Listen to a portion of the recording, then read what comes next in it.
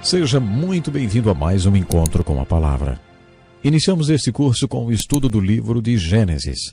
E hoje iniciaremos o estudo do último livro da Bíblia, o livro do Apocalipse. Muitos dos nossos ouvintes esperaram por esse livro desde que começamos a estudar a Bíblia. Existem várias razões para o livro do Apocalipse, entre todos os 66 livros da Bíblia, ter sido colocado como último livro.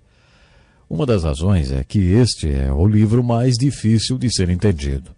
O requisito básico para entender o Apocalipse está nos outros 65 livros da Bíblia. Veremos o porquê daqui a pouco.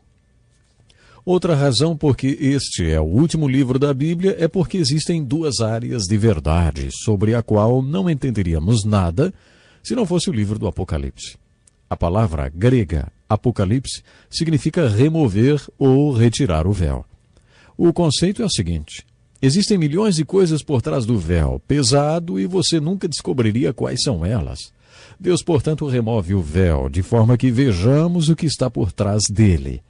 Tecnicamente, uma revelação é algo que você só sabe porque Deus tirou o véu. As duas áreas que seriam difíceis de se entender sem uma revelação é a maneira como a Bíblia começa e termina. A Bíblia começa com o livro de Gênesis, que significa começo. O livro de Gênesis tem a ver com o começo de tudo. Deus humilhou Jó, um grande pensador e homem espiritual, com a pergunta: onde você estava quando lancei os alicerces da terra? Responda-me, se é que você sabe tanto. Como é que Jó poderia saber? Ele estava lá quando tudo aconteceu? Como Jó ou qualquer outra pessoa poderia saber tanto assim sobre a criação? Ninguém estava lá. Nenhum cientista poderia saber. Para um cientista dar o seu parecer sobre um evento, ele tem que estar no local do evento, observar o fenômeno e fazer experimentos. A partir daí, ele pode tirar conclusões. A questão da criação, como um ato de Deus, foge do alcance de um cientista. Um filósofo pode filosofar a respeito do começo de tudo. Depois de um ano estudando filosofia, o curso foi concluído com a seguinte frase: eu não sei, você não sabe, ninguém sabe. Mas é inteligente pensar sobre isso. O filósofo dá sua opinião sobre a criação, reflete sobre o fenômeno e conclui com a visão agnóstica sobre o assunto. Ninguém sabe nada sobre isso, mas é bom pensar sobre o assunto. Tem uma pessoa que pode falar com propriedade sobre o assunto. Essa pessoa é o profeta que recebeu uma revelação da parte de Deus. Você pode dizer que não existe esse negócio de revelação. É aí que a fé entra. É sua opção crer que a Bíblia é uma revelação de Deus, ou que ela tem a revelação de Deus. Muitos creem que ela é uma revelação de Deus. A palavra revelação envolve todas as maneiras pelas quais um homem pode se comunicar com Deus. A palavra inspiração é um termo que especifica a maneira pela qual Deus se comunica com um homem através da Escritura. Nesse contexto, a Bíblia é tida como sendo uma revelação especial de Deus. Lendo a Bíblia, descobrimos que ela começa com um profeta dizendo: tive uma revelação de Deus. Deus tirou o véu e me mostrou como tudo começou. Se não fosse assim, nós jamais saberíamos como tudo começou. Se não fosse assim, nós jamais saberíamos. O mesmo se aplica ao fim de todas as coisas. O que vai acontecer? Como podemos conhecer o futuro? Só podemos conhecer o futuro se Deus nos revelar. Por isso a Bíblia termina com um profeta, o apóstolo João. E ele diz: eu, João, irmão e companheiro de vocês no sofrimento, no reino e na perseverança em Jesus, estava na ilha de Pátimos por causa da palavra de Deus e do testemunho de Jesus. No dia do Senhor, que é o primeiro dia da semana, achei-me no Espírito e ouvi por trás de mim uma voz forte, como de trombeta, que dizia: escreve, pois, as coisas que você viu, tanto as presentes como as que acontecerão. A Bíblia começa com uma revelação de como tudo começou e termina com uma revelação de como tudo vai acabar. Antes de começarmos o estudo deste livro, quero passar uma tarefa para você. A parte mais importante do nosso curso vai começar daqui a pouco. Depois, quando você terminar o curso conosco, vai começar o seu próprio estudo da Bíblia. Agora pegue uma folha de papel e faça uma coluna. Coloque um título para esta primeira coluna. Escreva: sinal. Preste atenção no início do livro do Apocalipse. Diz assim: revelação de Jesus Cristo, que Deus lhe deu para mostrar aos seus servos o que em breve há de acontecer. Ele enviou o seu anjo para torná-la conhecida ao seu servo João, que dá testemunho de tudo que viu, isto é, a palavra de Deus e o testemunho de Jesus Cristo. A tradição conta que João foi jogado no óleo quente, mas não morreu. Havia rumores de que ele jamais morreria, porque Jesus tinha dito a Pedro: se eu quiser que ele permaneça vivo até que eu volte, o que lhe importa? Por isso dizem que quando cozinharam João no óleo fervendo, e ele não morreu, decidiram colocá-lo na ilha de Patmos até que ele morresse por lá. Alguns dizem que ele ficou lá sozinho, outros que trabalhou nas minas de sal, realizando trabalhos forçados. Não podemos afirmar com certeza porque essas informações baseiam-se na tradição. Mas o que sabemos com certeza é que em algum momento João foi parar na ilha de Patmos como prisioneiro por causa da sua fé. Sabemos disso porque foi o que ele declarou no primeiro capítulo do seu livro. João recebeu uma revelação de Jesus Cristo. Deus tirou o véu e revelou a João alguma coisa. Atente para o detalhe que João não fala revelações no plural, mas no singular. Revelação de Jesus Cristo. Não houve várias revelações, apenas uma. Esta foi uma revelação de Jesus e significava para João algo muito especial. Esta palavra significada está ligada a signos ou sinais. Isso quer dizer que foi transmitida a João através de uma linguagem de sinais. Os judeus pediam sinais. Eles tinham uma linguagem de sinais muito bonita. E no livro do Apocalipse temos uma compreensão melhor dessa linguagem. João sempre escreveu na forma de sinais. Foi assim que ele escreveu seu Evangelho. O livro do Apocalipse é um livro de sinais. Faça uma lista destes sinais na primeira coluna à medida que você lê o Apocalipse. Por exemplo, o cavalo branco, o selo, os 4 seres viventes, o mar de vidro, os 7 candelabros, as 7 taças e todos os outros sinais ou símbolos que você encontrar. Anote.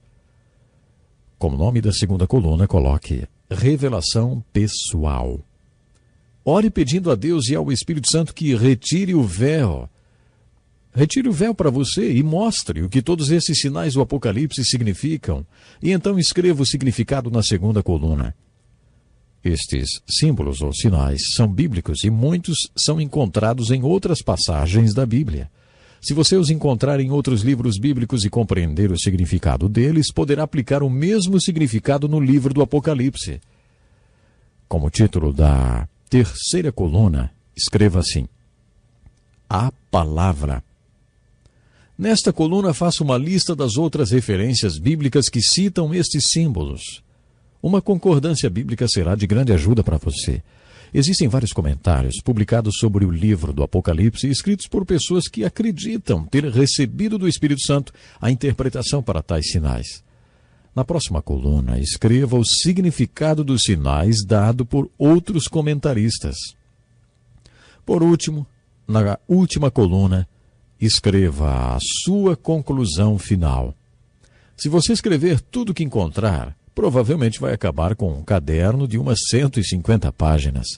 Procure se esforçar, porque esta tarefa o ajudará a compreender melhor o livro do Apocalipse. Sendo o livro do Apocalipse tão importante, é realmente especial você tirar um momento para estudá-lo. Na verdade, lendo o livro do Apocalipse, você poderá compreender mais sobre esta linguagem de sinais. Esta foi a linguagem usada por Deus para se comunicar com o seu povo, e para decodificá-la são necessárias algumas chaves. Numa guerra, o inimigo sempre tem um código de mensagens e mensagens codificadas, que os especialistas tentam decodificar. Eu sugiro que você estude o livro do Apocalipse como se ele fosse uma mensagem codificada para o povo de Deus. Você vai precisar de algumas chaves para decodificá-la. A primeira chave é o Espírito Santo. Não dá para entender coisas espirituais sem o Espírito Santo. Isso se aplica principalmente ao livro de Apocalipse. A função do Espírito Santo é nos ensinar o que é espiritual. Por ocasião da última ceia, Jesus disse que a função do Espírito Santo nos mostrar o que está por vir. Este livro trata essencialmente do que ainda está por acontecer. Portanto, o Espírito Santo é a primeira chave que abre o código da mensagem do Apocalipse. A chave número 2 é saber que estes símbolos do livro do Apocalipse são todos símbolos bíblicos. Se você fosse um judeu profundo conhecedor do Velho Testamento, todos estes símbolos do Apocalipse não lhe seriam assim tão estranhos. Fica mesmo muito difícil para uma pessoa entender o Apocalipse se ela não estiver familiarizada com a simbologia da Bíblia. Tomemos, por exemplo, o capítulo 4 do Apocalipse. Diz assim: uma porta que se abre para o céu, através da qual você pode ver o céu. Bom, alguém está sentado num trono. Aquele que está sentado no trono, semelhante às pedras jaspe e sardônio. E ao redor do trono, um arco-íris como uma esmeralda. Se você fosse um judeu aprofundado nos conceitos do Velho Testamento, você se lembraria da descrição das vestimentas do sumo sacerdote. Isso no capítulo 28 do livro de Êxodo, usadas no tabernáculo do deserto e depois no templo de Salomão. O sumo sacerdote deveria usar uma estola com 12 pedras bordadas, uma para cada tribo de Israel. A primeira pedra era sardônio e representava a primeira tribo de Israel, a tribo de Ruben. A última pedra representando a 12ª tribo, a tribo de Benjamim, e era jaspe. A 7ª tribo era Judá, e era representada pela pedra esmeralda. Todos esses nomes em hebraico têm um significado. Por exemplo, Ruben significa veja meu filho. Benjamim significa filho da minha mão direita. E Judá significa louvor. Por isso, quando a porta do céu se abriu, na linguagem simbólica foi dito assim, veja meu filho, filho da minha mão direita, louvai-o. Todo judeu aprecia muito esta linguagem de sinais. Bom, no próximo programa vamos continuar. Até lá. Seja muito bem-vindo a mais um encontro com a palavra. Se você está ouvindo esse programa pela primeira vez, saiba que ele é parte de um curso de estudo de todos os livros da Bíblia e já estudamos 65 dos 66 livros que a compõem. Hoje comentaremos sobre o último e talvez o mais difícil dos seus livros, que é o Apocalipse. E você é nosso convidado. O livro do Apocalipse é a revelação de Jesus Cristo. Observe, a revelação no singular. Esta revelação foi dada ao apóstolo João quando ele estava na ilha de Patmos e significada para João por um anjo. Quando falamos a palavra significada, nos referimos a signos, porque a mensagem da revelação de Jesus Cristo dada a João é uma mensagem para o povo de Deus em linguagem de sinais ou signos. É uma mensagem dada ao povo de Deus em códigos, e a única maneira do povo de Deus compreender essa mensagem é por meio de chaves que desvendam estes códigos.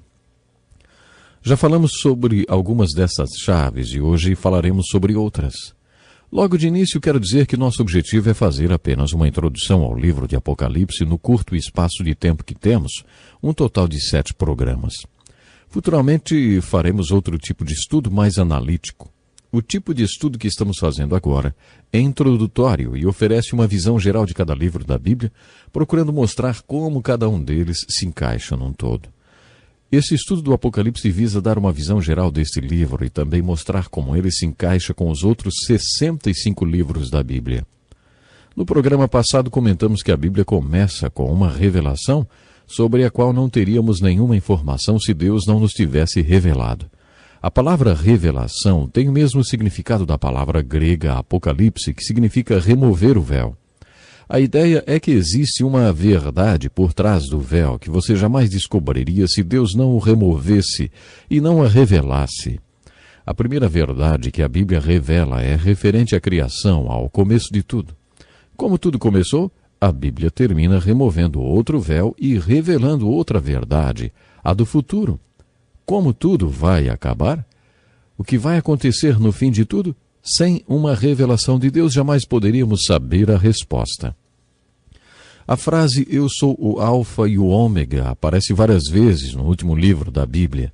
Seria a mesma coisa que dizer "Eu sou o A e o Z". A primeira letra do alfabeto grego é o Alfa e a última o Ômega.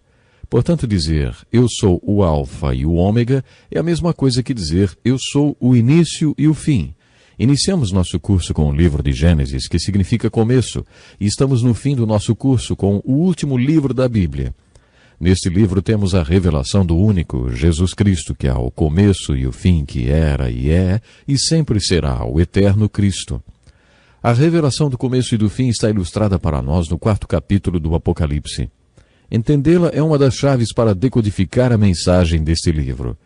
O livro do Apocalipse foi escrito numa linguagem de sinais, os símbolos. Quando estudamos os ensinos de Jesus, aprendemos sobre as parábolas, palavra composta por duas palavras gregas, balu, que significa jogar, e para, que significa ao lado de. A parábola é uma história ou ilustração jogada ao lado de uma verdade que tentamos ensinar. O que é um símbolo? Novamente vamos nos remeter ao grego para entender. Esta palavra também é composta pela palavra balo, que significa jogar. Só que agora vem acompanhada por um símbolo que significa do outro lado. Com o símbolo você tem uma ilustração ou uma história jogada do outro lado, com o objetivo de fazer você entender a verdade que está sendo ilustrada ou ensinada. O autor vai jogar estas ilustrações na nossa frente, diante das nossas mentes, para ilustrar uma verdade. O Apocalipse é um livro cheio de símbolos, verdades e ilustrações jogados diante das nossas mentes, porque o seu objetivo é revelar Jesus Cristo como ele era, como ele é e como ele sempre será. A primeira chave que mencionamos é o Espírito Santo. Não conseguimos entender nenhuma verdade espiritual sem o Espírito Santo. Isso é particularmente verdadeiro em relação ao livro do Apocalipse. Não conseguiremos entender a revelação do futuro sem a chave mestre, ou o Espírito Santo. De acordo com Jesus, a principal função do Espírito Santo é nos revelar as verdades espirituais referente ao que está para acontecer. João 16. Por isso, no que concerne ao futuro e aos fatos espirituais que ainda não se cumpriram, precisamos da chave mestra, o Espírito Santo.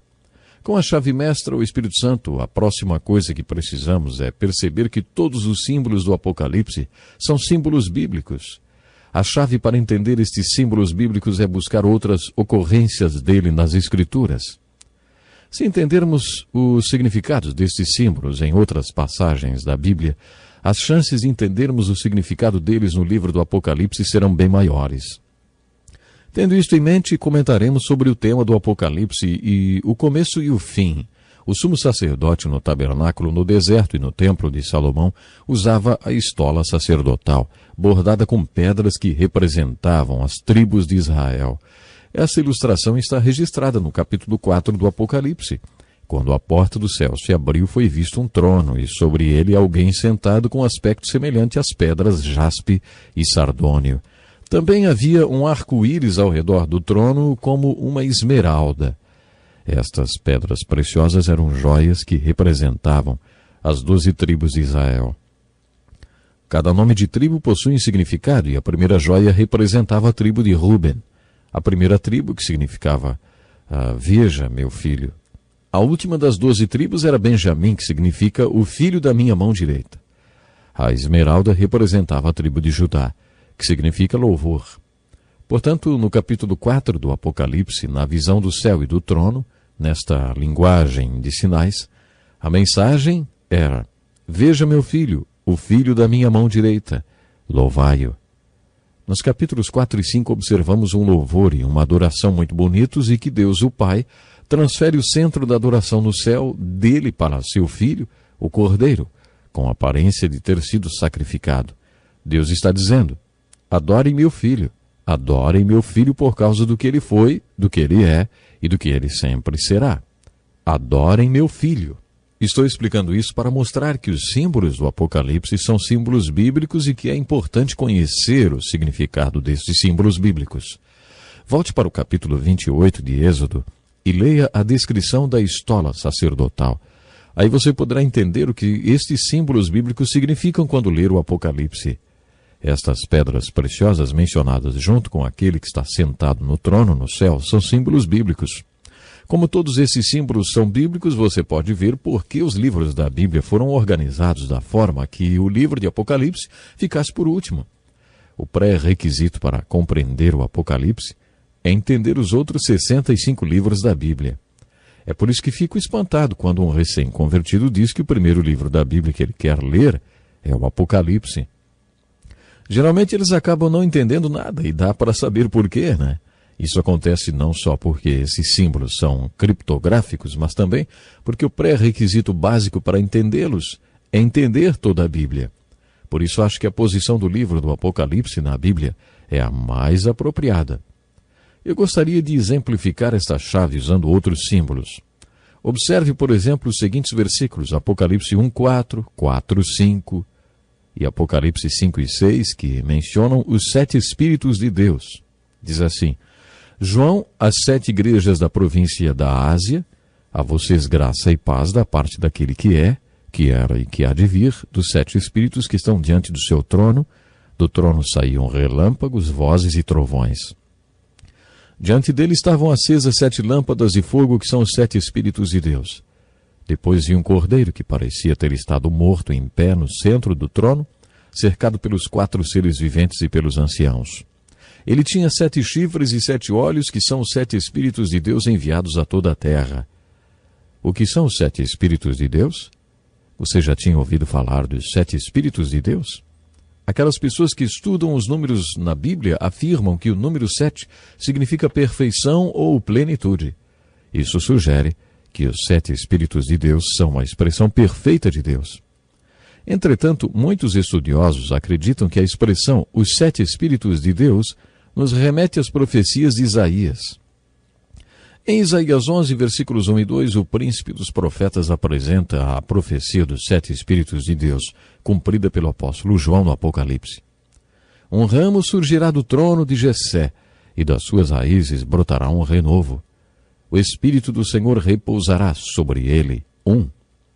O Espírito que dá sabedoria. Aí temos o 2. O entendimento. 3. O Espírito que traz conselho. 4. E poder. 5. O Espírito que dá conhecimento. 6. E temor do Senhor. Com estes são 7.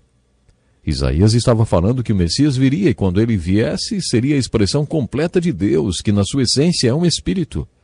De acordo com Isaías, Jesus Cristo exemplificaria esse perfil de 7 características de uma vida que é verdadeiramente cheia do Espírito e controlado por Ele. Vocês já sabem que gosto de encerrar nossa aula lançando um desafio. Como o nosso tempo hoje já acabou, deixo com vocês o seguinte desafio. Na sua opinião, o que é um crente cheio do Espírito? O que é um pastor cheio do Espírito? Muitas pessoas responderiam minha pergunta dizendo que uma pessoa cheia do Espírito é aquela que talvez fale em línguas. Para mim, uma pessoa verdadeiramente cheia do Espírito ou controlada pelo Espírito é aquela pessoa que, pela graça de Deus, demonstra estas 7 manifestações espirituais, descritas no Apocalipse pelo apóstolo João e pelo profeta Isaías, no capítulo 11 de sua profecia, como os 7 Espíritos de Deus. A descrição perfeita destes 7 Espíritos, como Isaías profetizou, é a vida de Jesus Cristo. Quando o apóstolo Paulo ordenou, não se embriaguem com vinho, que leva à libertinagem, mas deixem-se encher pelo Espírito, ele estava falando sobre sermos iguais a Cristo. Por causa de alguns excessos, muitos seguidores de Cristo têm medo de ser crentes cheios do Espírito. Mas vocês acham que alguém deveria se sentir intimidado de manifestar estas 7 qualidades espirituais descritas pelo apóstolo João e pelo profeta Isaías? Então, o desafio é exatamente esse. Descubra exatamente o que é ser cheio do Espírito Santo. Você não gostaria de ser como Jesus Cristo? Você não acha que todos nós devemos procurar ser como Cristo? É que possamos ser verdadeiros imitadores do Senhor Jesus Cristo. E assim vamos ter uma vida vitoriosa cada dia da nossa existência. Meu desejo é que Deus possa lhe abençoar grandemente, principalmente que possamos estar preparados para o grande dia da volta do Senhor Jesus. Pense nisso e até o próximo programa. Como é bom estarmos juntos para mais um encontro com a palavra. Seja bem-vindo. Estamos quase no final do nosso curso, estudando agora o último livro, que é o livro Apocalipse. No último programa falamos sobre a expressão os 7 Espíritos de Deus, que aparece 3 vezes no livro do Apocalipse, nos capítulos 1, versículo 4, no capítulo 4, versículo 5 e no capítulo 5, versículo 6. Dentro do simbolismo também são citadas 7 lâmpadas de fogo, os 7 candelabros diante do trono, representados aí os 7 Espíritos de Deus. Eu gosto particularmente do capítulo 5, versículo 6, que diz assim: Depois vi um cordeiro que parecia ter estado morto em pé no centro do trono, cercado pelos 4 seres viventes e pelos anciãos. Ele tinha 7 chifres e 7 olhos, que são os 7 Espíritos de Deus enviados a toda a terra. Estudiosos afirmam que chifres na Bíblia representam poder e olhos, sabedoria. Por isso, João está dizendo que o cordeiro que parecia ter sido morto é uma expressão completa do Espírito de Deus que expressa o poder e a perfeita sabedoria de Deus. Quando Jesus Cristo foi sacrificado como um cordeiro, sua morte foi uma expressão da sabedoria perfeita e do poder de Deus. Ele que parecia ter estado morto eram os 7 Espíritos de Deus vindos ao mundo, expressão da essência de quem é, do que Deus é. Portanto, quando Jesus morreu na cruz, ele foi uma expressão completa do Espírito de Deus. No final do último programa, comentamos sobre a profecia de Isaías, fonte bíblica do simbolismo usado pelo apóstolo João no livro do Apocalipse, quando se referia aos 7 Espíritos de Deus.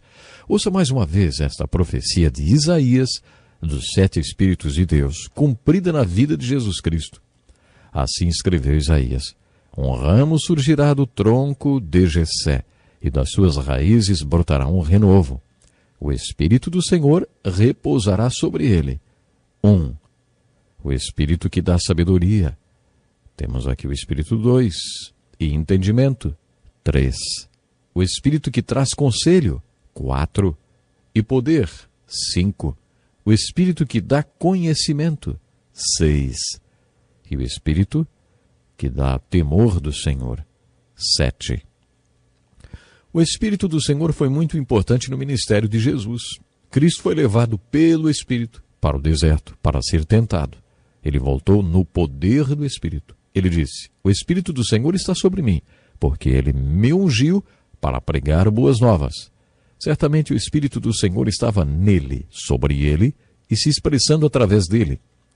Jesus tinha o espírito do conhecimento, significando que ele tinha o perfeito conhecimento da palavra de Deus. Quando tentado pelo diabo no deserto, ele respondeu com um conhecimento perfeito das Escrituras. Ele respondeu no espírito do conhecimento. Ele também tinha o espírito de entendimento, conforme ele ensinou na parábola do semeador.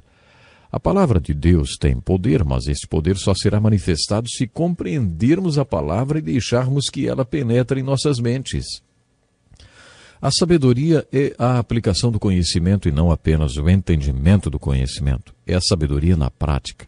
Jesus tinha o espírito da sabedoria porque ele viveu a palavra de Deus. O poder de Jesus como mestre que dentro da sua humanidade ele viveu tudo o que ensinou.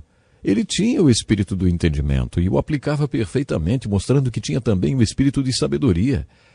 Também o espírito do conselho é mencionado aqui, uma vez que Jesus compartilhava a palavra de Deus e sua aplicação com o povo. Jesus estava sempre conversando com alguém. A conversa junto ao poço com a mulher, com Zaqueu. Hoje chamamos isso de aconselhamento. Jesus aconselhava aquela gente. Quando a palavra de Deus é compartilhada, o seu conhecimento, entendimento, aplicação e conselho, então existe poder. Por isso Jesus manifestou o espírito de poder. E depois o espírito de adoração. Jesus era certamente um homem de adoração e demonstrava ter o espírito de adoração. Observe quantas vezes no Novo Testamento encontramos citações contando que Jesus foi para o monte orar e adorar. Jesus gostava muito de fazer isso. E na verdade ele passava metade do tempo fazendo a obra de Deus e outra metade do tempo orando e adorando a Deus. Com frequência as pessoas me perguntam: você é cheio do Espírito? Minha resposta é: nem sempre. E você é? Ninguém está sempre cheio do Espírito. Jesus estava sempre 100% cheio do Espírito, mas nós não. Deveríamos estar, poderíamos estar, mas não estamos. As pessoas não entendem bem essa questão. Como um homem ou uma mulher, uma igreja, um pregador, enfim, um crente demonstraria estar cheio do Espírito? Muita gente acha que através de sinais dos dons ou através de uma liturgia especial no culto da igreja. Baseado nesse texto de Isaías referente aos 7 Espíritos de Deus, sabe como eu definiria ser cheio do Espírito Santo? Uma pessoa que é como Cristo. Jesus estava sempre cheio do Espírito. Isso significa que ele estava sempre falando em línguas ou manifestando dons espirituais? Não. Isso quer dizer que ele tinha o Espírito do Senhor, que estava sempre em comunhão contínua e consistente com o Espírito de Deus. Ele tinha o Espírito do conhecimento da palavra de Deus. Ele tinha o Espírito do entendimento. Ele não apenas entendia a palavra de Deus. Ele compreendia as pessoas e sabia como a palavra de Deus deveria ser aplicada em suas vidas. Ele tinha o Espírito da sabedoria, o Espírito do conselho, o Espírito de poder e principalmente o Espírito de adoração. O seu prazer estava em adorar. Jesus é o exemplo nas Escrituras do símbolo que aparece várias vezes no Apocalipse, os 7 Espíritos de Deus. Lemos no capítulo 4, versículo 1, que João recebeu um convite. Suba para cá e lhe mostrarei o que deve acontecer depois dessas coisas. Era uma voz como de trombeta que o conduziu até lá.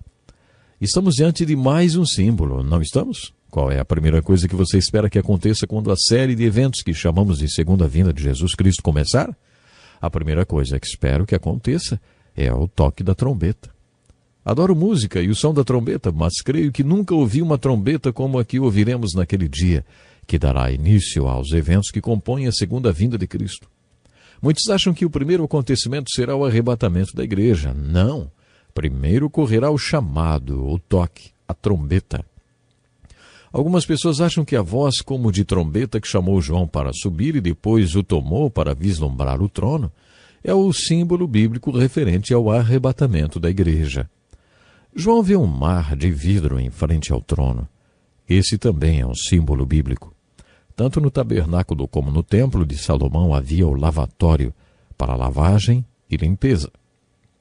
Você está lembrado que quando o sacerdote ia para o lugar santo, enquanto o pecador esperava do lado de fora, ele passava primeiro pelo altar da purificação, onde colocava o sacrifício do pecador, você se lembra?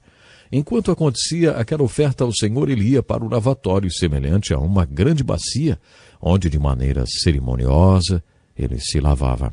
A mensagem desse ato é: lave-se antes da adoração. Ou, quem pode subir à presença de Deus? Aquele que tem suas mãos limpas. A mensagem do lavatório era que você deve se limpar antes de, como pecador, aproximar-se do Deus Santo. Observe que na passagem do Apocalipse, o mar é como cristal. Em outras palavras, está solidificado. Aprendemos com o livro de Hebreus que a água representa a purificação que todos nós precisamos para nos aproximar de Deus. Jesus disse a Pedro e a João que aqueles que passaram pelo banho da purificação não precisam nascer repetidas vezes quando pecam. Você não precisa de outro banho de purificação cada vez que peca. É como se você tivesse tomado banho no banheiro público e no caminho para casa tivesse pisado em alguma coisa e sujasse o seu pé. Chegando em casa, você não vai precisar tomar banho outra vez, mas só lavar os pés. Então isso já o deixará limpo outra vez. Essa nova lavagem dos pés é representada pelo lavatório. Você não pode se aproximar do trono de Deus sem antes passar pelo lavatório. No Apocalipse, esta água do lavatório está solidificada, porque este vidro ou cristal representa uma purificação permanente. A purificação nunca é permanente nesta vida. Precisamos de purificação contínua. Quando Jesus lavou os pés dos apóstolos, disse a Pedro: olha, se eu não os lavar, você não terá parte comigo. Jesus quis dizer que não haveria comunhão entre eles. Ao que Pedro então respondeu: então, Senhor Jesus, não apenas lave os meus pés, mas também as minhas mãos e a minha cabeça. Ele já exagerou, né? Bom, mas esse era Pedro. Esta ideia de não ter comunhão comigo sem uma purificação contínua é ilustrada nas Escrituras através do lavatório. Não podemos nos aproximar de Deus sem passar pelo lavatório, sem a purificação contínua. Mas no livro do Apocalipse, ela é o mar de vidro, representando uma purificação completa e permanente, para sempre limpo. No capítulo 5 encontramos outro símbolo, um livro perfeitamente selado com 7 selos, e ninguém que conseguia abri-lo. Isso nos remete ao livro de Ruth. Você está lembrado que Boaz precisou assumir todas as dívidas de Ruth, as dívidas que Ruth tinha, e então trazê-la de volta casando-se com ela? Quando isso acontecia, as dívidas da mulher eram seladas num rolo, num livro, e o parente redentor não podia abrir o livro, o rolo, até que provasse estar habilitado para resgatá-la. Só depois disso ele saberia o quanto tudo lhe custaria. O que vemos no 5º capítulo do Apocalipse é que não havia ninguém qualificado para cumprir o papel de redentor, até que foram ouvidas as boas novas. Não chore! Eis que o leão da tribo de Judá, raiz de Davi, venceu para abrir o livro e os seus 7 selos. Jesus quebrou os selos e abriu o livro. Ele viu o quanto lhe custaria para nos redimir e pagou o preço. Quando a porta do céu se abriu no capítulo 4 do Apocalipse, lemos que havia 4 tronos e 24 anciãos sentados neles. Estes anciãos representam a liderança do povo de Deus. Temos aqui outro símbolo bíblico. Você está lembrado que Davi dividiu o sacerdócio de forma que sempre havia 24 sacerdotes de plantão?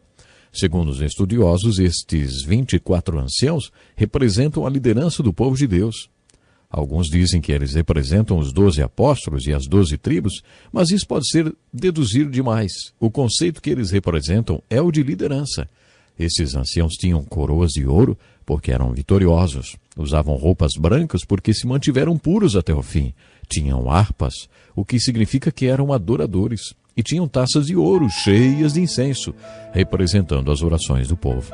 Esses anciãos eram vitoriosos e se conduziram bem até o fim, porque eram adoradores e porque os santos estavam orando por eles.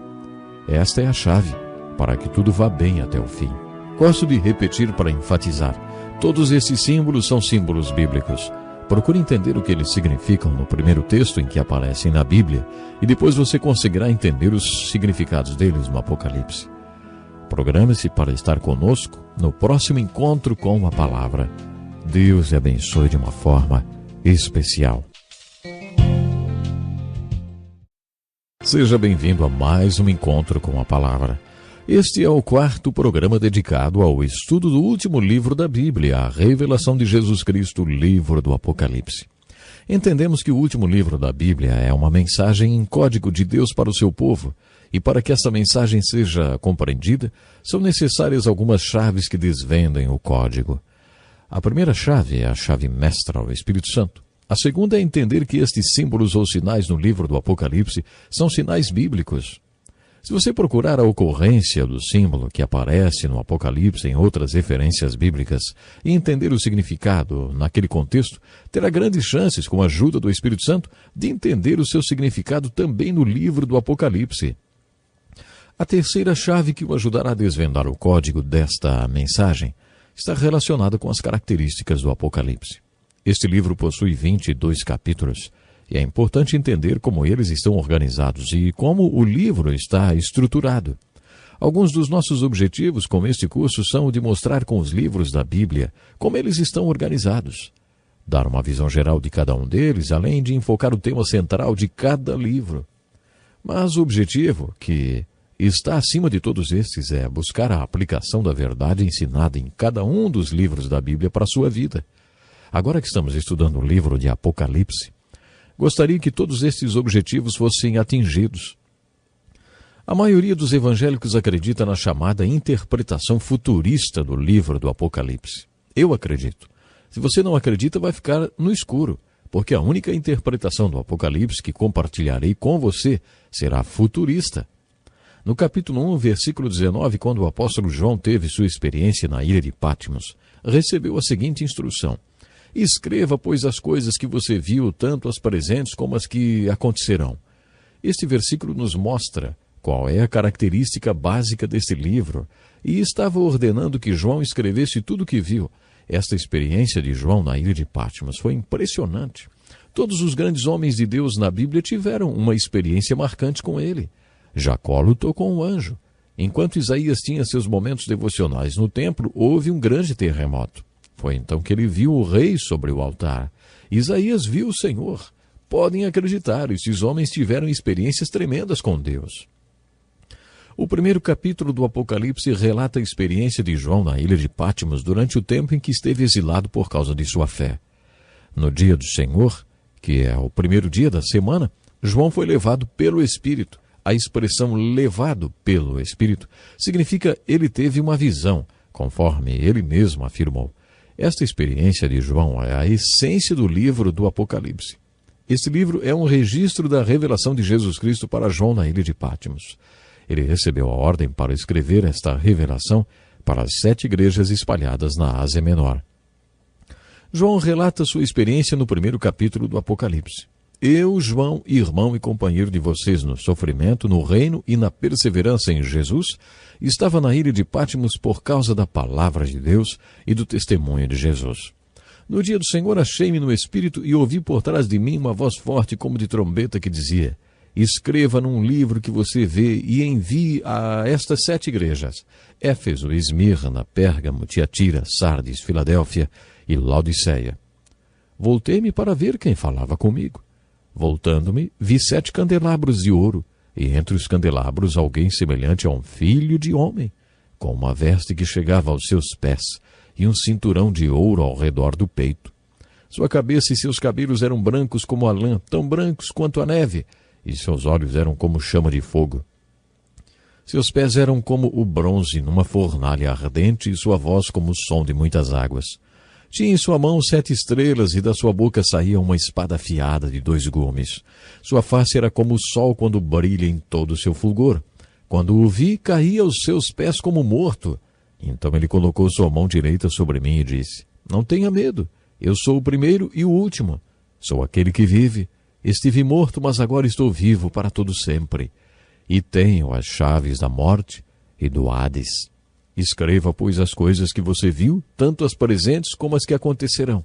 Este é o ministério das 7 estrelas que você viu em minha mão direita e dos 7 candelabros. As 7 estrelas são os anjos das 7 igrejas e os 7 candelabros são as 7 igrejas. A palavra anjos poderia ser traduzida do original grego por pastores. Este é um estudo que visa dar a vocês uma visão geral do livro do Apocalipse. E por isso nós não vamos poder nos deter na experiência de João. Os detalhes das experiências dos servos do Senhor mencionadas na Bíblia não são enfatizados. Por isso quero usar o curto espaço de tempo que nós temos para enfocar os resultados desta experiência e não os detalhes. Preste atenção nos verbos usados neste relato de João. Achei-me no Espírito. Ouvi por trás de mim uma voz forte, como de trombeta. Voltei-me para ver quem falava comigo. Você não acha que a experiência de João é parecida com a experiência de Moisés diante da sarça ardente, que não era consumida pelo fogo?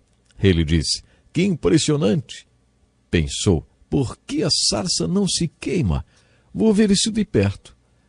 Quando o Senhor viu que Moisés ia se aproximar para ver, ele se revelou para Moisés e falou com ele face a face, como se fosse de homem para homem. Poderíamos dizer que o simbolismo destes episódios é que o pré-requisito para ter uma experiência profunda com Deus é voltar-se para Ele, ir até Ele, aproximar-se. Peçam um pedido intenso, e lhes será dado. Busquem, uma busca intensa, e encontrarão. Batam, e a porta lhes será aberta, pois todo o que pede recebe, o que busca encontra, e aquele que bate, a porta será aberta. João estava numa ilha. Não sabemos por quanto tempo ele ficou lá, mas ele se virou como Moisés fez no deserto. Ele se virou para ver de onde vinha aquela voz que falava com ele. Ele se virou e a voz falou. Observe os verbos que João usou para descrever o que aconteceu. Voltando-me, vi. Quando o vi, caí aos seus pés como morto. Todos que veem Deus, não importa se lutando com um anjo ou num redemoinho, ou num terremoto, ou no templo, não importa os detalhes, quando veem Deus, todos ficam sem palavras para se expressar e ficam impressionados com a majestade dele. Também ficam sem palavras para expressar a consciência do seu próprio pecado. Santo, santo, santo é o Senhor dos exércitos. A terra inteira está cheia da sua glória. Foi assim que Isaías se sentiu. Ai de mim, estou perdido, pois sou um homem de lábios impuros e vivo no meio de um povo de lábios impuros. Foi assim que Isaías se sentiu quando viu o Senhor. Com João foi a mesma coisa. Quando ele viu a Cristo, o Cristo eterno, ele caiu aos seus pés como se estivesse morto. Jesus nos chamou para morrermos para nossos próprios planos, vontade e querer, e vivermos para Ele. Quando João caiu aos seus pés como morto, Jesus colocou sua mão sobre ele e disse: "Não tenha medo, eu sou o primeiro e o último." O Espírito Santo precisa fazer uma obra na vida de uma pessoa, para depois, como resultado desta obra, Jesus se tornar o primeiro na vida dela. Jesus disse a Nicodemos: "Digo-lhes a verdade. Ninguém pode ver o reino de Deus se não nascer de novo. Ninguém pode entrar no reino de Deus se não nascer da água e do Espírito. Só mesmo quem nasceu de novo pode ter um relacionamento íntimo com Jesus." Imagine a cena. O Cristo ressurreto, o Cristo eterno, colocando a mão sobre João e dizendo: "Eu sou o primeiro." Muitos acreditam que o apóstolo João estava terminando a primeira parte de sua missão quando registrou aquela experiência. A ordem foi: "Escreve, pois, as coisas que você viu." Depois ele ouviu: "Escreve isto, pois essas palavras são verdadeiras e dignas de confiança." João deveria escrever sobre as coisas que eram, que existiam nas 7 igrejas. Essas igrejas Éfeso, ou Efésios, Esmirna, Pérgamo, Tiatira, Sardes, Filadélfia e Laodiceia, eram as igrejas que existiam naquele tempo. As cartas para estas 7 igrejas estão nos capítulos 2 e 3. Por isso, muitos acreditam que João acabou a segunda parte da sua missão depois que escreveu as cartas para as igrejas registradas nos capítulos 2 e 3. As cartas para as 7 igrejas na Ásia Menor deveriam ser lidas como uma oração e aplicadas de maneira devocional na vida da igreja e em nossa vida particular. O autor destas cartas não foi um instrumento para escrever como foram os autores das cartas de Efésios, Colossenses, Filipenses, Tiago e 1 e 2 Pedro, que também foram cartas a igrejas. Desta vez o autor foi o próprio Cristo vivo e ressurreto. Era o Cristo ressurgido falando com João e através de João para aquelas igrejas. Algumas destas cartas foram finalizadas com as palavras: "Aquele que tem ouvidos, ouça o que o Espírito diz às igrejas."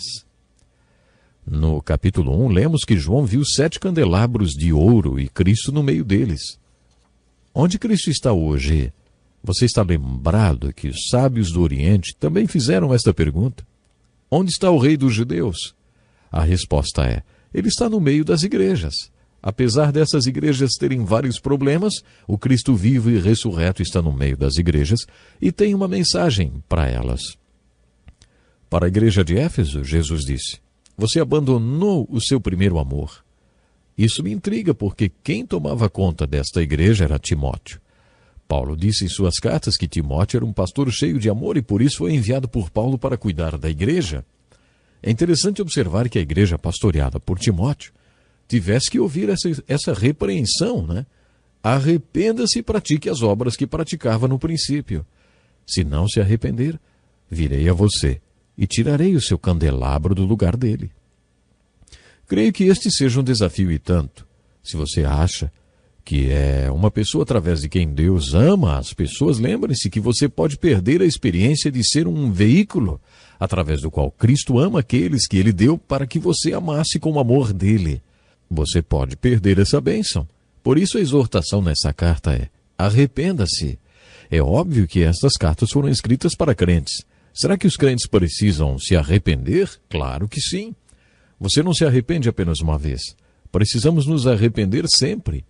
Por causa dessa necessidade de constante arrependimento, Jesus instituiu a Santa Ceia, ou a Eucaristia, a Ceia do Senhor. Não importa o nome dado, a instrução é para que durante a observação desse ato de adoração instituída pelo Senhor, haja um autoexame e arrependimento dos pecados conhecidos e também dos desconhecidos, que impedem a nossa comunhão com Jesus. Que pena, o tempo já acabou. Deixa um desafio. Leia os capítulos 2 e 3 do Apocalipse, as cartas às igrejas. E esteja conosco para o próximo programa. Deus lhe abençoe. Seja muito bem-vindo a mais um encontro com a palavra. Estamos quase no final do estudo de todos os livros da Bíblia. E mesmo que hoje seja a primeira vez que você participa desse programa, eu o desafio a juntar-se a nós. Nunca é tarde demais para começar a estudar a Bíblia, a Santa Palavra de Deus. No final do último programa, comentamos sobre as cartas às 7 igrejas do Apocalipse, nos capítulos 2 e 3. Alguns estudiosos acreditam que estas 7 igrejas, além de serem igrejas que existiram realmente, são também um retrato da igreja hoje. O livro do Apocalipse é fascinante, muito profundo e uma fonte inesgotável de ensino. Procure se lembrar que não é uma questão de ser uma mensagem para a igreja que ficou no passado ou para a igreja de hoje. Geralmente são para as duas. Quando estudamos as 7 igrejas, observamos que as características daquelas igrejas servem para retratar as características da igreja de hoje. Os que concordam com esta ideia acreditam que a carta à igreja de Laodiceia representa as igrejas dos tempos modernos. A igreja de hoje é morna, sem entusiasmo, muito rica, que acha que não precisa de nada e não sabe que espiritualmente é miserável, pobre, cega e nua. A exortação à igreja de hoje é: você deve se sentir com roupas brancas. Você deve se arrepender e ser purificada pelo fogo do castigo da perseguição para que fique pura como ouro. Está nesta carta, que é a passagem tão conhecida de todos nós: repreendo e disciplino aqueles que eu amo, por isso seja diligente e arrependa-se. O Cristo ressurreto está dando uma mensagem bem direta para a igreja de Laodiceia. Olha, eu a amo demais para permitir que você continue a ter comigo esta relação indiferente. Por isso estou batendo a porta da sua vida. Estes problemas que você não consegue resolver, sou eu batendo na sua porta. Veja o que há por trás das tempestades e dos problemas que você não consegue resolver. Eu estou batendo a porta da sua vida porque amo você. Abra a porta da sua vida e me convide para entrar no seu coração e nas áreas mais importantes da sua vida para que tenhamos comunhão. Depois que João transcreve as cartas para as 7 igrejas, ele conclui a segunda parte de sua missão. Para muitos, a parte mais importante desta missão começa no capítulo 4. No capítulo 1, João registrou sua experiência e o que viu. Nos capítulos 2 e 3, ele registrou a situação das igrejas através das cartas para elas. Mas a partir do capítulo 4, João iniciou outra parte de sua missão. Suba para cá e lhe mostrarei o que deve acontecer depois dessas coisas. A maior parte do Apocalipse refere-se ao que vai acontecer no futuro. A partir do capítulo 4 até o final do livro, todo o seu conteúdo é referente ao futuro. Esta característica é uma das chaves que nos ajudará a compreender o livro do Apocalipse. Para enfocar melhor a chave de número 4, que nos ajudará a decodificar a mensagem do Apocalipse, precisamos entender a cronologia dos capítulos 6 ao 19. Os capítulos 4 e 5 são relativamente fáceis. Eles possuem uma linguagem de sinais muito bonita relacionada à adoração no céu. Estes 2 capítulos são os meus preferidos do livro do Apocalipse. Eles são absolutamente belos, repletos de revelações sobre o céu. Já no capítulo 6, o tom muda e o livro se torna mais difícil de ser compreendido. Conheço vários pastores que, quando começam a pregar sobre o Apocalipse, se saem muito bem no princípio. Eles falam da experiência de João, uma bênção para todos que leem. Depois falam sobre as cartas para as igrejas, sobre como são semelhantes às outras cartas às igrejas do Novo Testamento e como são repletas de aplicações práticas. Eles gostam de dissertar bastante sobre o capítulo 2 e 3. Uma vez, eu estava dando um estudo sobre Apocalipse e uma senhora me perguntou: escuta, você vai falar sobre alguma coisa além do capítulo 3? Estou começando a ficar cansada dessas cartas às igrejas. Quando chegamos no capítulo 6, fica difícil interpretar o texto. Conheço um pastor que estava dando um estudo sobre o Apocalipse já pela metade do capítulo 7. Ele estava lendo uma passagem e todo mundo acompanhava a leitura na própria Bíblia. Quando ele terminou, perguntou: e vocês querem saber o que tudo isso significa? Todo mundo olhou para ele e alguém disse: não entendi nada. Achei tão franca a resposta. Realmente, depois do capítulo 6, é muito difícil interpretar esse livro. Peça ao Espírito Santo para ajudar você a interpretar essa parte difícil do Apocalipse. Procure entender a cronologia existente nos capítulos 6 a 19. A série de eventos que compõem a segunda vinda de Cristo abrange um período muito longo. Existe muito tempo envolvido desde o primeiro acontecimento até o último. A duração desse tempo depende da interpretação e da ordem cronológica que você adota. Estes eventos precisam ser organizados em ordem cronológica, mas isso é muito difícil de ser feito. De qualquer forma, independentemente da ordem que você acha que eles vão acontecer, o tempo de duração da sequência desses eventos é muito longo. Dentro deste leque de eventos que compõem a segunda vinda de Cristo existe a chamada Grande Tribulação, que durará 7 anos e constitui-se um dos eventos mais rápidos. Jesus falou no Sermão do Monte das Oliveiras, em Mateus capítulo 24 e 25, sobre uma grande tribulação. Porque haverá então grande tribulação como nunca houve desde o princípio do mundo até agora, nem jamais haverá. Se aqueles dias não fossem abreviados, ninguém sobreviveria, mas por causa dos eleitos, aqueles dias serão abreviados. Houve períodos na história da igreja que o sofrimento foi tão grande que alguns pensaram que já era grande tribulação. Talvez se você tivesse passado por alguma guerra, rodeado de fome, perseguição e matança, você também acharia que estava vivendo a grande tribulação. Mas quando Jesus descreveu a grande tribulação, ele afirmou que se aqueles dias não fossem encurtados milagrosamente, não sobreviveria ninguém. Você já assistiu a algum filme que tenta retratar o fim do mundo? Eu vi o filme The Day After. Este filme tenta retratar o que seria um holocausto termonuclear. Poderíamos dizer que este filme dá uma ideia da grande tribulação. A grande tribulação é o assunto dos capítulos 6 a 19 de Apocalipse. Alguns estudiosos acreditam que ela durará 7 anos. Os capítulos 6 a 19 enfocam este período. A grande tribulação está ilustrada nesta parte do Apocalipse através dos julgamentos. No capítulo 6, lemos sobre a abertura do primeiro selo. E toda vez que um selo é aberto, um julgamento terrível e impressionante acontece. Depois acontecem os julgamentos das trombetas. 7 trombetas, e isso quer dizer que é um julgamento completo e perfeito. Cada vez que uma trombeta toca, acontece um julgamento. Os selos são abertos no capítulo 6, as trombetas tocam nos capítulos 8 e 9. Depois, no capítulo 16, temos 7 taças e todas elas derramam. Cada vez que uma taça derrama, mais um julgamento acontece. Há muitas razões porque parte do Apocalipse é difícil de ser entendido pela maioria das pessoas. Ele pode ser difícil para algumas pessoas porque é assustador e nós não gostamos de ler sobre um futuro assustador. Ai, ai, ai. É isso que ouvimos com todos esses julgamentos. Ai, ai, ai. O Apocalipse não ajuda a combater a depressão. Por favor, não recomende a leitura do Apocalipse para ninguém que esteja sofrendo de depressão. Este não é um livro muito animador. Um dos fatores que dificultam a leitura do Apocalipse é saber se estes 3 tipos de julgamentos dos selos, das trombetas e das taças são 3 períodos distintos de julgamento. Eles são consecutivos, mas separados? Será que estes períodos de julgamento vão piorando? Difícil afirmar. Eu pessoalmente acho que os julgamentos são consecutivos e que ficarão mais intensos no decorrer dos 7 anos de duração da grande tribulação.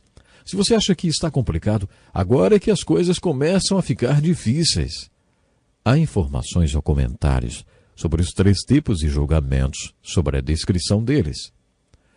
Os capítulos 7, 10 a 15 e 17 a 19 não estão em ordem cronológica. Imagine que você, que não é muito familiarizado com óperas, assista à apresentação de uma ópera. Imagine que você receba o programa da ópera e descubra que ele está totalmente fora da ordem cronológica, ou ainda que o programa não tenha nada a ver com a ópera em si. Você procura a programação do primeiro ato, mas ela está no lugar do terceiro ato, ou talvez errado, esteja relacionado ao segundo ato, enfim. Você não acha que deste jeito ia ficar bem difícil de entender qualquer coisa dessa ópera? Pois é justamente com algo assim que você vai se deparar no estudo dos capítulos relacionados aos julgamentos. Preste atenção na ilustração que o teólogo Charles Ryrie fez desta parte do livro do Apocalipse. Imagine que você esteja participando de um jantar no qual um homem comece a contar uma história da viagem de férias que fez com sua mulher 7 anos atrás. Você sabe que as mulheres são muito melhores contadoras de histórias do que os homens, não sabe? Ele começa dizendo que foi na 2ª semana de julho, e ela interrompe. Ei, não, pode ter sido na 2ª semana de julho, porque sua mãe quebrou a perna na 2ª semana de julho, lembra? Ah, foi na 1ª. O homem, muito paciente, continua a narração. Mas como a mulher sabe contar a história melhor do que ele, ela continua interrompendo para acrescentar uma informação e outra, e na maioria das vezes, fora da ordem dos acontecimentos. Só quando os dois terminam de contar tudo é que você entende a história toda. É mais ou menos isso que acontece nesses capítulos do Apocalipse. Há 3 julgamentos, provavelmente todos relacionados com a grande tribulação. Entre um julgamento e outro, há o acréscimo de detalhes, que não são relatados na ordem cronológica. Se você estiver avisado disso, não vai se confundir tanto durante a leitura.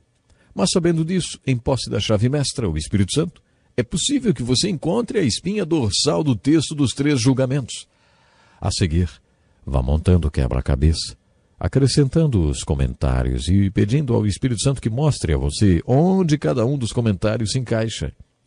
Existem algumas razões porque o texto que começa no capítulo 6 e vai até a metade do 19 é considerada a parte mais difícil de ser compreendida. Mas esta parte do livro do Apocalipse não é impossível de ser entendida. Minha oração é que com a chave mestra, o Espírito Santo, e esta visão que compartilhei com você, revelada a homens santos de Deus, ajudem você a compreender a parte mais difícil do livro do Apocalipse. Continuaremos o estudo deste livro no próximo programa. Então, até lá, Deus lhe abençoe de uma forma especial e vamos nos preparar para a vinda do Senhor Jesus. Seja muito bem-vindo a mais um encontro com a palavra. Para algumas pessoas, os últimos programas parecem ser o fim de uma longa jornada. No encontro com a palavra, desenvolvemos um estudo introdutório e panorâmico de todos os livros da Bíblia, buscando uma aplicação devocional, pessoal e prática de tudo que aprendemos. Iniciamos o curso com o livro de Gênesis e no próximo programa, depois de 358 aulas, finalizaremos o nosso estudo de toda a Bíblia. Que vitória! Mas ainda não acabamos. Este é o penúltimo programa. Portanto, abra sua Bíblia para estudar o Apocalipse, o livro da revelação de Jesus Cristo. Esse curso não tem a pretensão de dar uma visão profunda dos livros da Bíblia, porque é um curso introdutório e panorâmico. Nosso objetivo é que ele sirva de estímulo para que você comece a ler e estudar a Bíblia sozinho. Este é o objetivo do programa.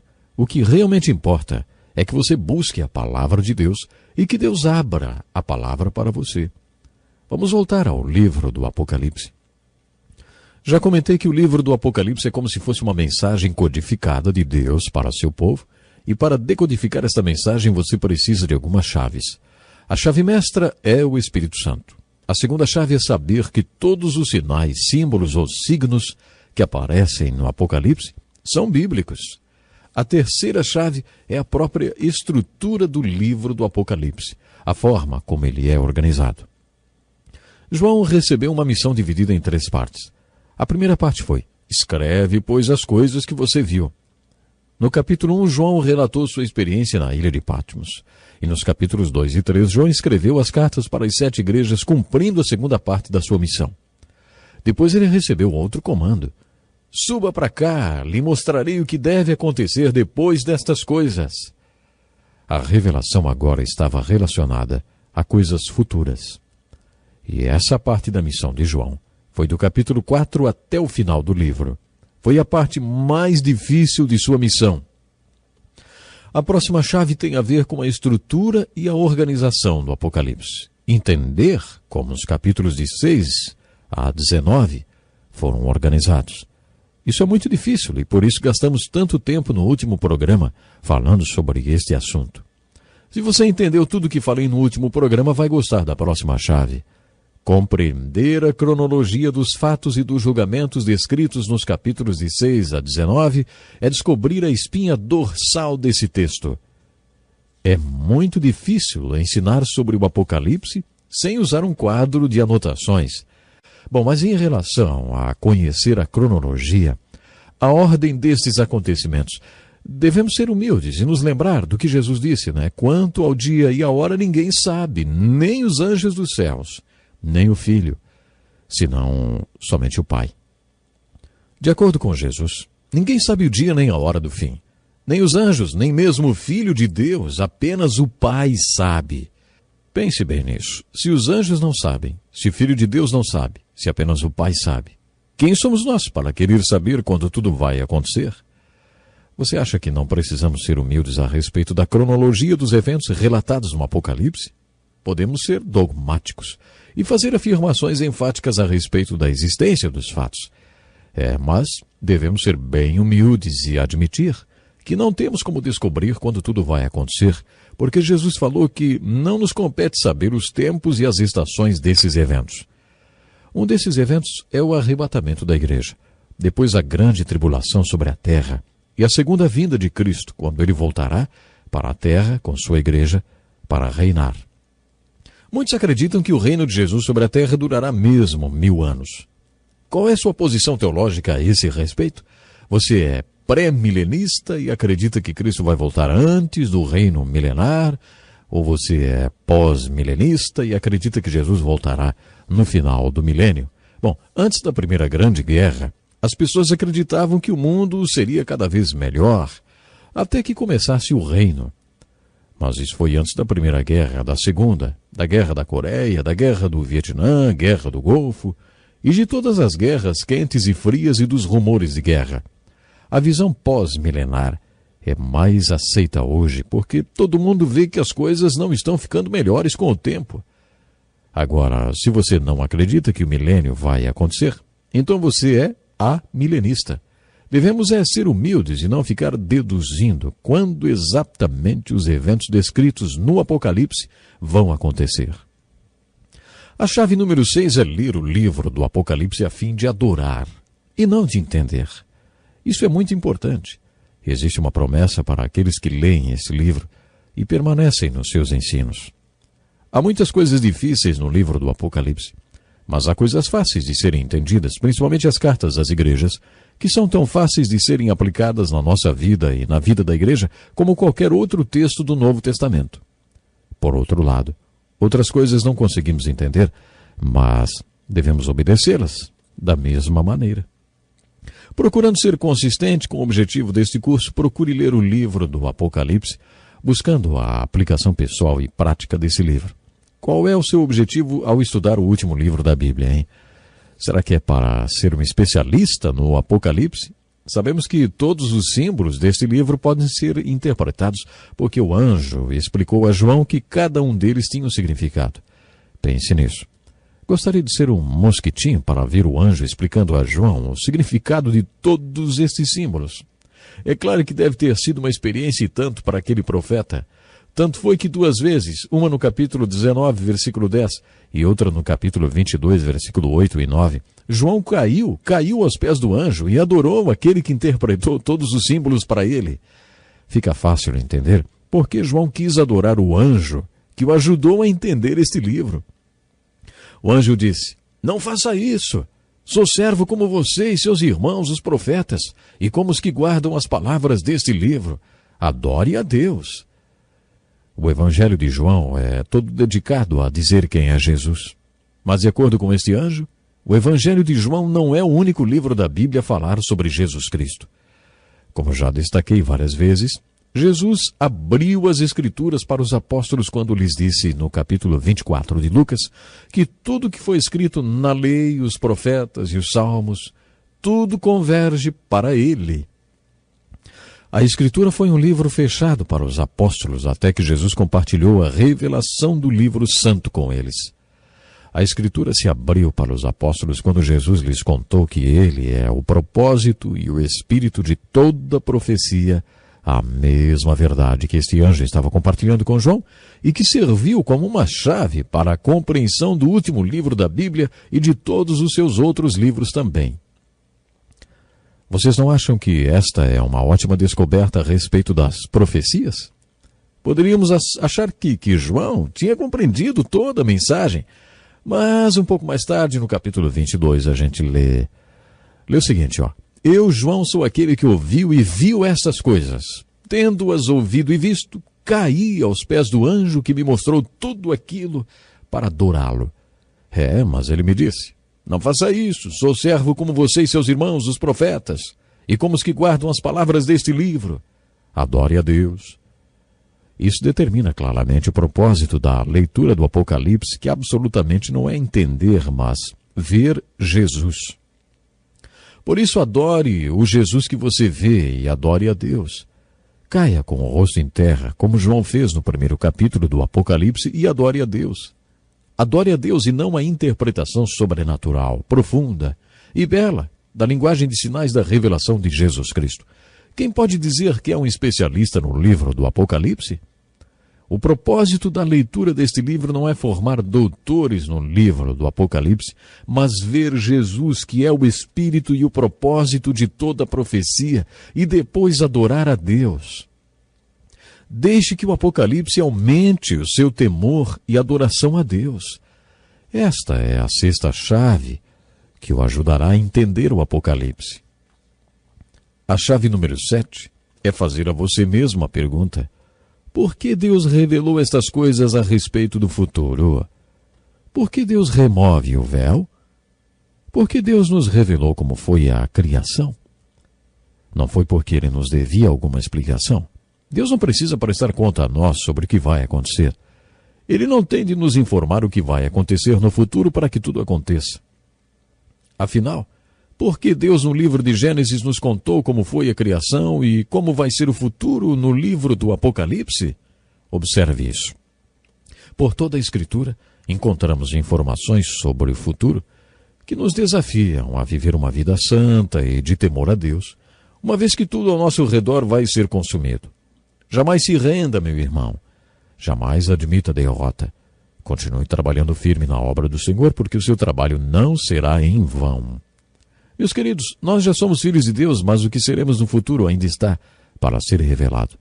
Tudo o que sabemos é que quando Ele for revelado, seremos como Ele, porque o veremos como Ele realmente é. Todo aquele que carrega esta esperança deve se manter puro, deve tentar viver uma vida pura, assim como Cristo é puro.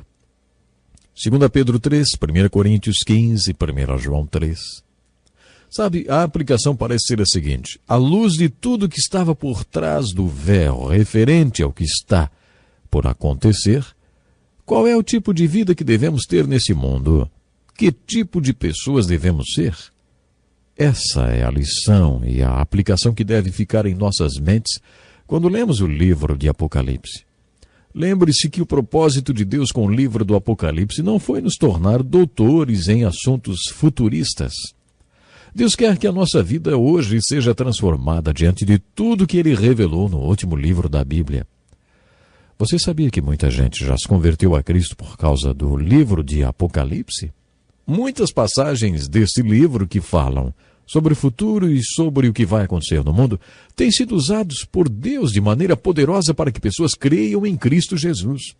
Muitos crentes têm sido desafiados e edificados pela leitura deste livro e por passagens do Apocalipse. Bom, mas infelizmente, o tempo de hoje já se foi. Como sempre, eu deixo um desafio.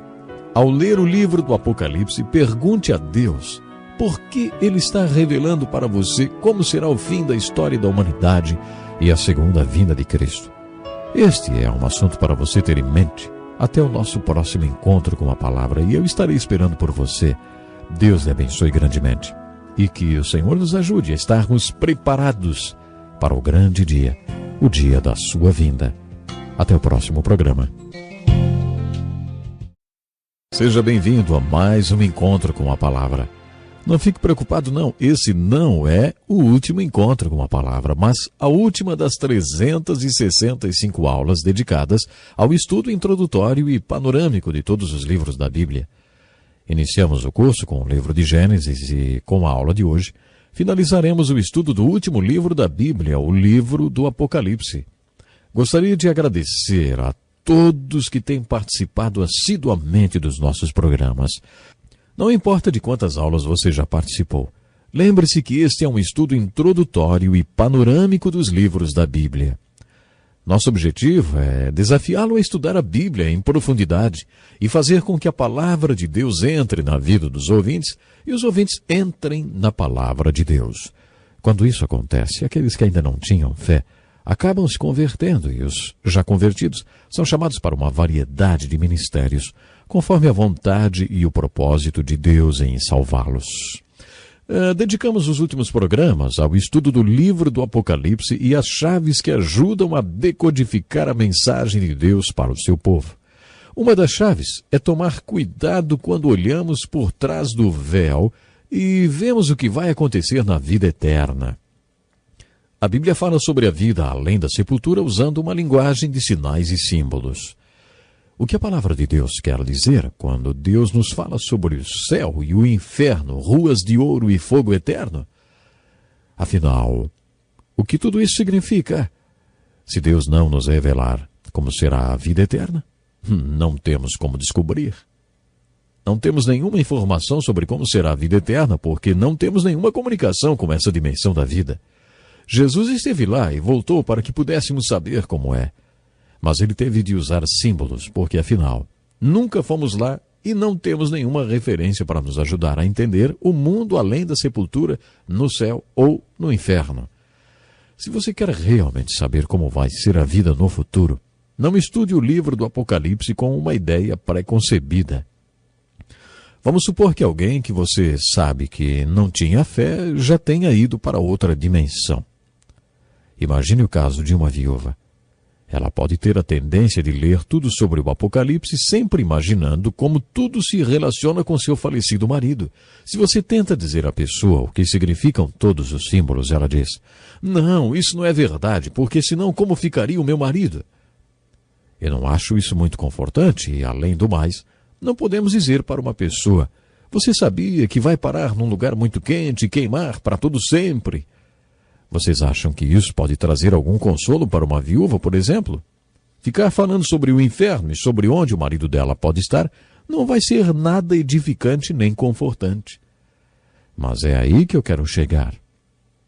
Também não devemos estudar o Apocalipse com uma ideia pré-concebida que as coisas vão ser assim ou assado, só porque é isso que você quer, ou porque você está pensando nos seus queridos que já partiram. Esse tipo de predisposição não vai levá-lo à verdade sobre a vida eterna. Por isso, tome cuidado com ideias preconcebidas sobre o que está por trás do véu. Antes de qualquer coisa mais, quero te fazer um convite. Se posicione diante do véu com a mesma atitude de Samuel. Ele diz: "Fala, Senhor, pois o teu servo está ouvindo." Peça a Deus para mostrar a você o que está por trás do véu e procure se livrar de qualquer ideia pré-concebida. Meus dois capítulos preferidos são o 4 e o 5. Nos dois, o versículo 9 é importante. Nesses capítulos, observamos que tudo que é mencionado está posicionado ao redor do trono, que ocupa o lugar central no céu. O cordeiro de pé junto ao trono. Os 24 anciãos estão ao redor do trono.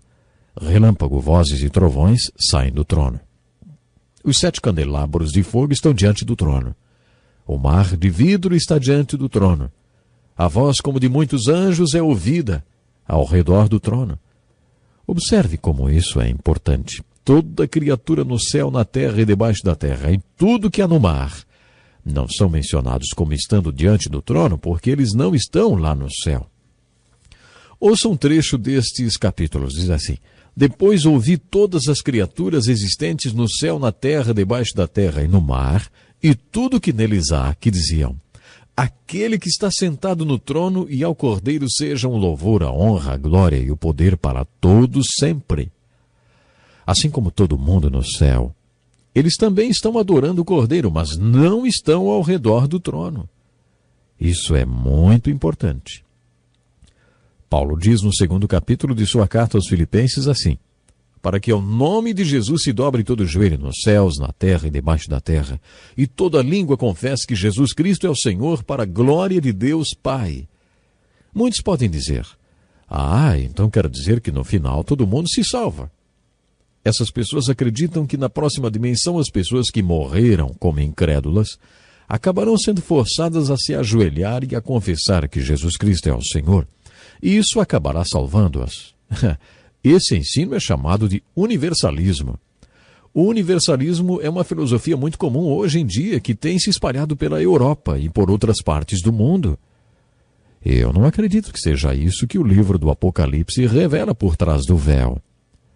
Todo joelho se dobrará, sim. Toda língua confessará, sim. E todas as criaturas no inferno, todos confessarão que Jesus Cristo é Senhor, porque é isso que glorifica Deus Pai. Mas eles não estão posicionados ao redor do trono. Eles não estão lá. Esta verdade é impressionante. Estes 2 capítulos retratam um cenário muito bonito. Imagine todas essas multidões, eles cantavam um cântico novo. Eu gosto muito de música. O povo de Deus sempre foi marcado pela música usada para expressar o inexprimível.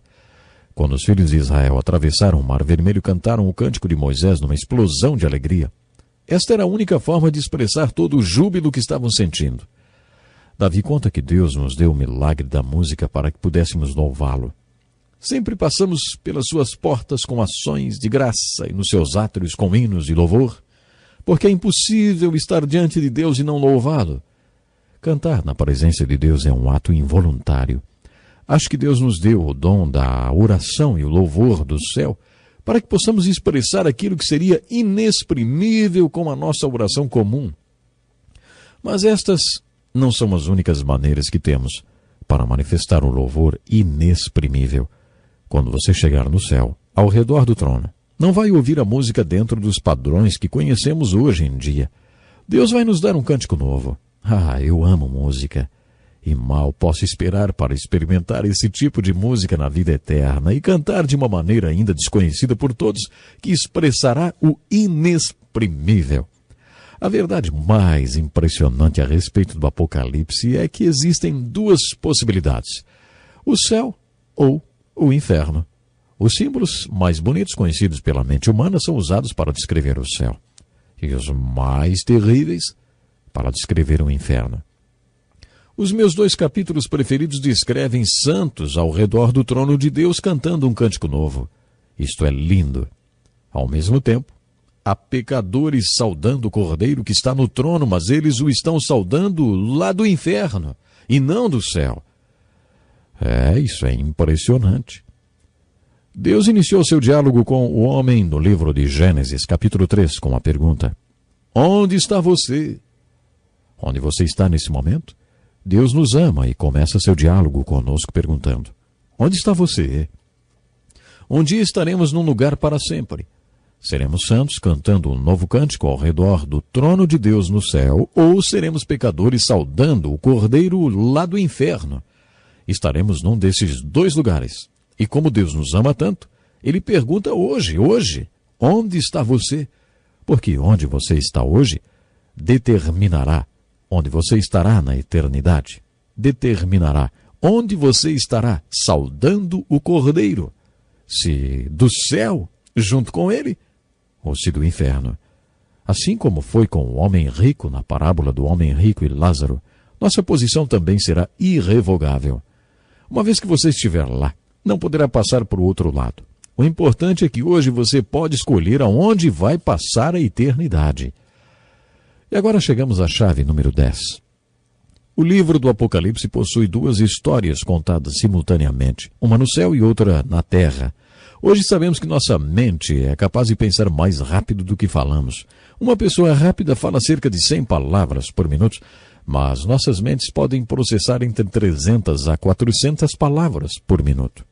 Por isso, quando ouvimos uma palestra, ficamos facilmente entediados. Nossa mente é capaz de acompanhar a projeção de 18 slides diferentes ao mesmo tempo, porque sua mente processa as informações muito rapidamente. Pense no livro do Apocalipse como uma literatura multimídia, em que temos simultaneamente uma história no céu, nos capítulos 4, 5, 19, 20, 21 e 22, e ao mesmo tempo uma história na terra, nos capítulos 6, 8, 9, 19 e 20. Os capítulos 19 e 20 falam da terra e do céu. Eles se dividem ao meio. A chave número 11 é nunca esquecer que algumas informações extras ajudam na compreensão do tema principal das duas histórias, mas estas informações não estão em ordem cronológica. A chave número 12 é o livro do Apocalipse é um livro sobre Jesus Cristo. Por isso, assim como procuramos Jesus no Evangelho de João e até no Velho Testamento, procure por Jesus Cristo também no livro do Apocalipse. Os evangelhos revelam o Cristo sofredor. As epístolas revelam o Salvador como cabeça da sua igreja, comprada por ele com seu próprio sangue. Mas o Cristo do Apocalipse é o Rei dos Reis e o Senhor dos Senhores. No segundo advento de Cristo, eles não vão puxar sua barba, nem lhe colocarão uma coroa de espinhos. Jesus será o Rei dos Reis e o Senhor dos Senhores. Procure por esta revelação de Cristo Jesus.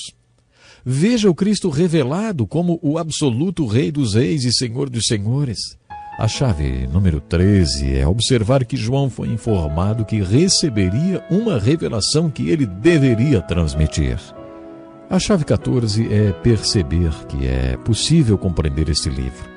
A chave número 15 é comparar esse livro e todas suas passagens escatológicas referentes aos últimos acontecimentos com outras passagens da Bíblia.